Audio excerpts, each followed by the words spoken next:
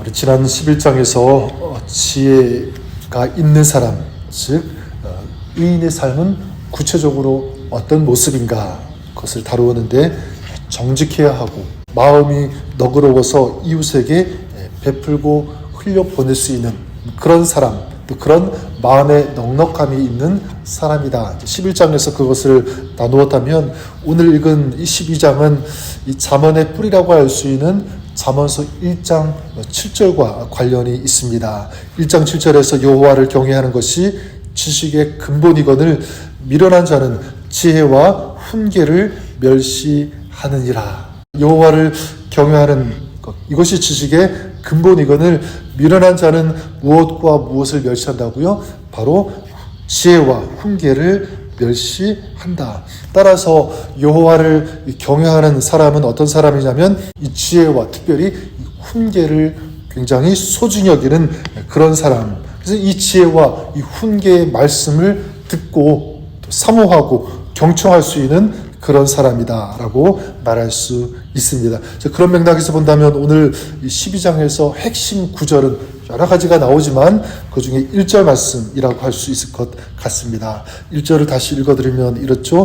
훈계를 좋아하는 자는 지식을 좋아하거니와 징계를 싫어하는 자는 짐승과 같으니라. 훈계 받기를 좋아하는 자는 지식을 좋아한다. 그리고 훈계 받기를 좋아하는 사람, 바로 이 지혜의 사람, 정말로 이 제대로 살아가는 사람이 될 수 있을 것 같습니다. 반대로 이 훈계 받기를 싫어하고 이 징계를 싫어하는 사람, 이 사람은 어떤 사람입니까? 좋은 말만 듣기를 원하는 사람. 근데 이런 사람은 뭐라고 얘기하냐면 짐승과 같이 우둔해질 것이라고 말씀하고 있습니다. 그래서 2절 말씀을 보면 다시 한번 이 선인과 악인을 대조하고 있는데, 선인은 여호와께 은총을 받으려니와 악을 꾀하는 자는 정죄하심을 받으리라. 이걸 1절과 연결한다면, 선인은 어떤 사람이냐면 훈계를 귀담아 들을 수 있는 그런 사람이라고 할 수 있습니다. 지혜를 사모하는 사람이죠. 즉 하나님의 말씀을 듣고 그 말씀을 삶의 기준으로 삼고 살아가는 그런 사람. 즉 그 사람은 무엇이 있습니까? 하나님의 은총을 받을 것이다. 다시 말해서 하나님께서 기뻐하시는 그런 삶이 될 것이라고 말씀합니다. 하지만 이 악을 꾀하는 자는 어떤 사람이죠? 자기의 생각, 자기의 감정이 기준이 되는 그런 사람일 것입니다. 다른 사람, 특히 하나님의 이 말씀을 듣지 않으려고 하고 들어도 그 말씀을 따르지 않는 그런 사람, 철저하게 자신의 기준대로 또 자기의 선택대로 살려고 하는 그런 사람, 그 결국은 어떻게 되냐면 하나님과 단절되겠죠. 그리고 하나님과 멀어질 것입니다. 결국은 정죄함을 받을 것이다. 이렇게 말씀하고 있습니다. 저는 저와 여러분, 우리가 훈계 받기를 좋아하는, 그래서 이 하나님의 은총을 받는 이 지혜로운 삶, 그리고 이 의인의 삶을 살아가시는 여러분 되시기를 주님의 이름으로 축복합니다. 그러기 위해서 우리가 이 두 가지를 생각하고 적용할 수 있기를 바라는데, 첫 번째는 이것입니다.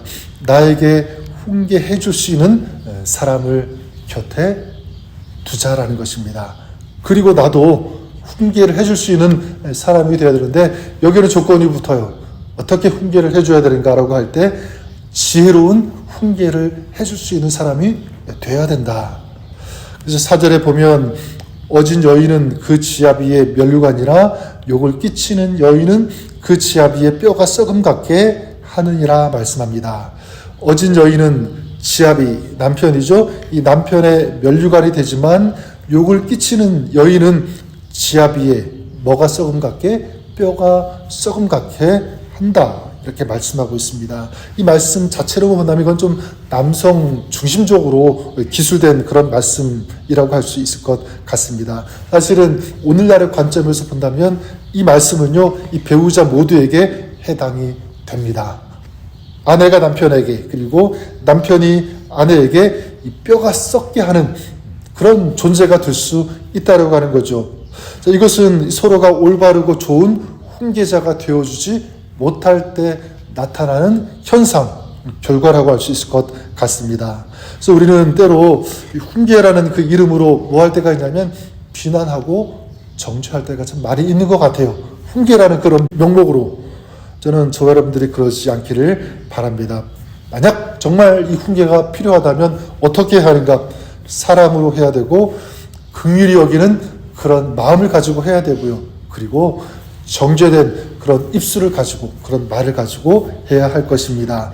또한 우리는 이 훈계하는 것에 대해서 들을 수 있어야 한다.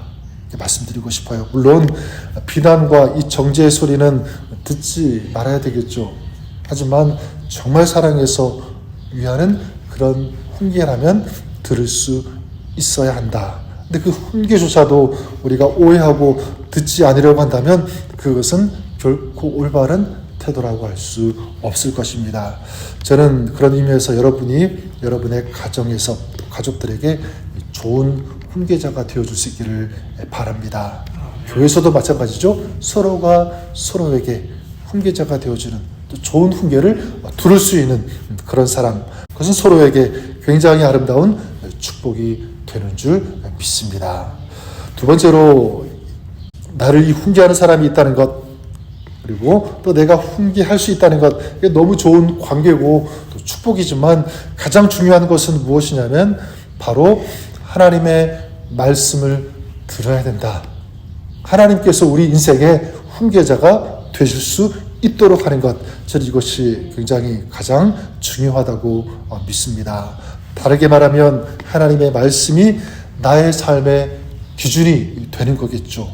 내가 잘못된 길을 걸어갈 때 하나님의 말씀이 나를 통제하고 그리고 나를 이끌고 내 삶을 교정시키는 그런 자세가 되어 있는 그런 삶, 저 여러분들이 그럴 수 있기를 바랍니다.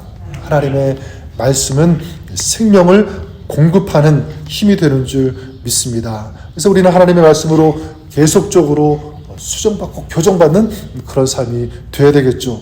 그러기 위해서 우리는 하나님의 말씀을 계속 먹어야 되는 줄 믿습니다. 그래서 우리의 삶이 이 하나님의 말씀에 깊이 뿌리를 내린다면 그 인생은요 결코 흔들리지 않을 것입니다. 그리고 그 말씀에 뿌리를 내리는 그 삶은 반드시 또 아름다운 결실 또 열매를 거둘 수 있게 되는 줄 믿습니다. 저는 오늘 우리가 그렇게 성숙한 사람들, 지혜로운 사람들의 삶을 살아가는 우리가 될 수 있기를 바랍니다. 그래서 오늘 말씀 정리하면 하나님의 말씀을 듣기를 사모하십시오. 그리고 그 말씀에 우리의 삶에 뿌리를 내리십시오. 그리고 하나님의 말씀, 특별히 그 말씀하시는 하나님의 훈계를 듣기를 사모하며 경청하면서 하나님 앞에 서기를 사모하는 저와 여러분 우리가 될 수 있기를 바랍니다. 그럴 때 하나님께서 그 인생 가운데 아름다운 축복의 열매를 거두게 해주실 줄 믿습니다. 그래서 오늘 하루도 마찬가지 우리 하나님의 말씀으로 훈계 받기를 사모하시고요. 그리고 그 말씀으로 우리의 자신의 삶을 돌아보시고 그래서 하나님께서 기뻐하시는 참 지혜자의 삶 그리고 의로운 삶 오늘도 이런 삶을 살아가시는 우리 저와 여러분 우리 모두가 될 수 있기를 우리 주님의 이름으로 간절히 축원합니다.